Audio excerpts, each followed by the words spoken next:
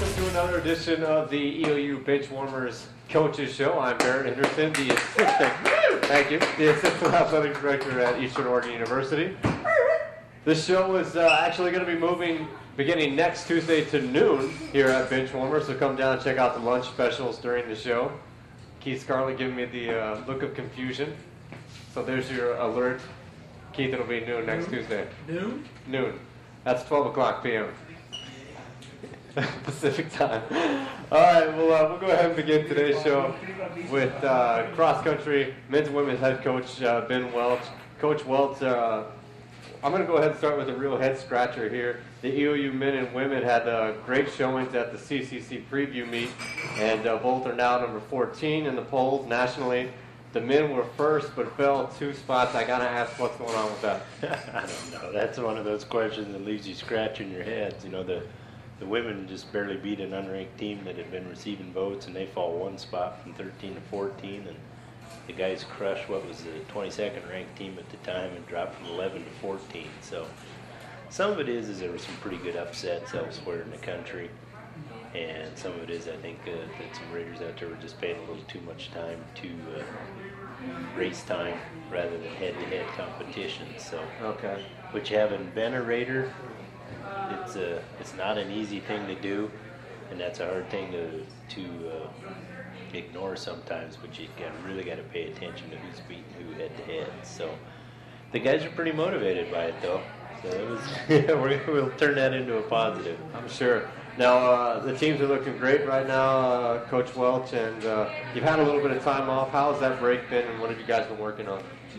You know, they've been doing a really good job. A few of them have really figured some things out training-wise, and hopefully will translate into races. I mean, as much as DJ Flores pounded on everybody down there, his workouts since that meet have been just a whole nother level. So DJ's always been a fantastic racer, and he's trained well considering his background, but he's starting to, which wasn't a lot of running in high school. And but he's really figuring out how to do some things, and he's just been tearing workouts up. So, which is an interesting statement when you consider he was 16th at the national meet as a freshman, and he's training at a whole nother level now. And he's not the only one, but he's definitely kind of helped pulling some people along. So I've been real happy actually with the workouts the last week and a little bit since we raced last. Now, your next meet is this Saturday, the Charles Bowles, I'm not sure how you pronounce it, Bowles Invitational, hosted by Willamette University in Salem, Oregon. The races are split by an NCAA race and then NAI, JUCO, and just an individual race.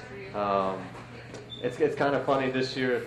It's going to be a really, really good NAI JUCO race. Yes, it is. So there are, I think it's 6 men's teams that are currently ranked in the top 25, including number 2 Southern, and ourselves, obviously,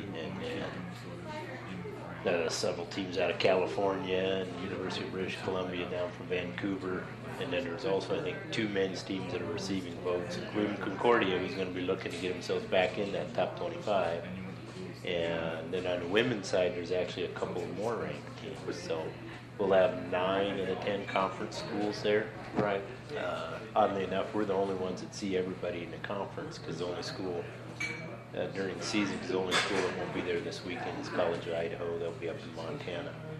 But we'll get a good look at Southern's men are 2, and their women are 11, and we'll see Concordia's women again. They're 4 after the last poll.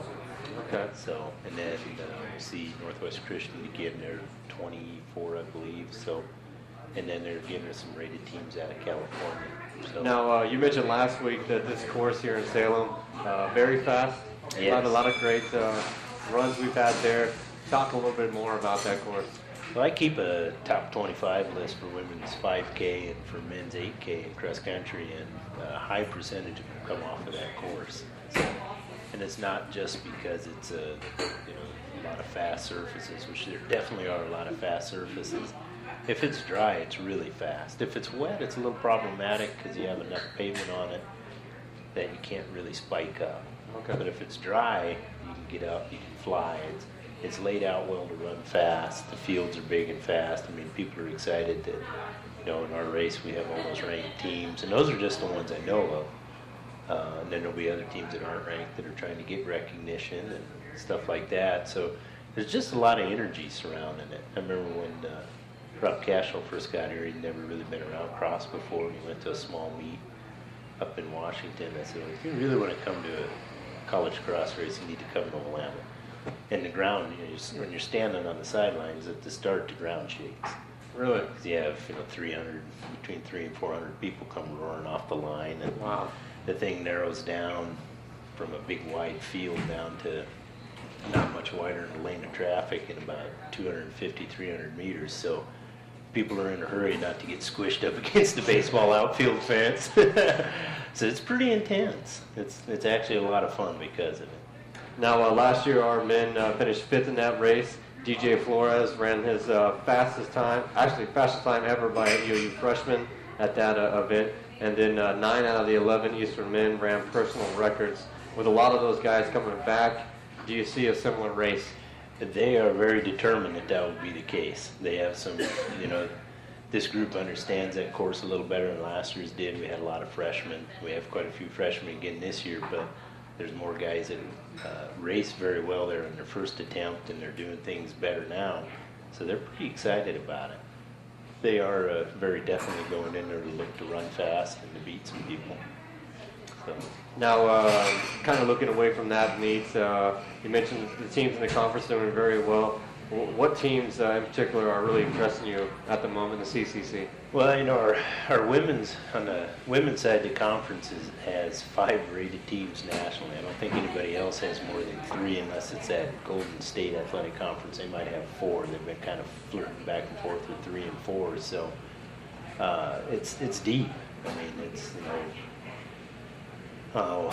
as I mentioned before, Concordia's women are 4, C of I's women are now 5, Southern's are 11, we're 14, and then Northwest Christian is 24. So, you know, with only one guaranteed berth to the national meet, and that's going to be a dogfight when it comes to conference time.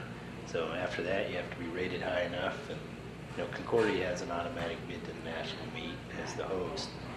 But if they win, that's, you know, the only guaranteed bid we have out of the conference. And if they don't win, then you know at least 2 teams are going from the conference.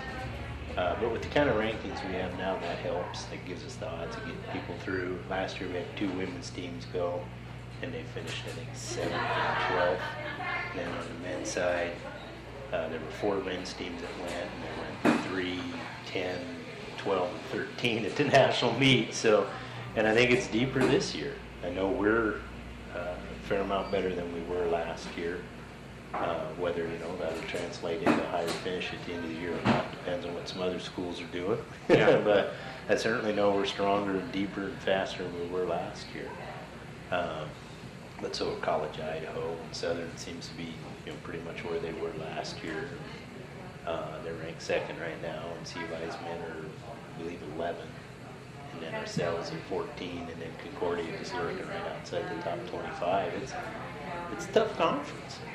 So, well, Coach, we wish you the best of luck this week.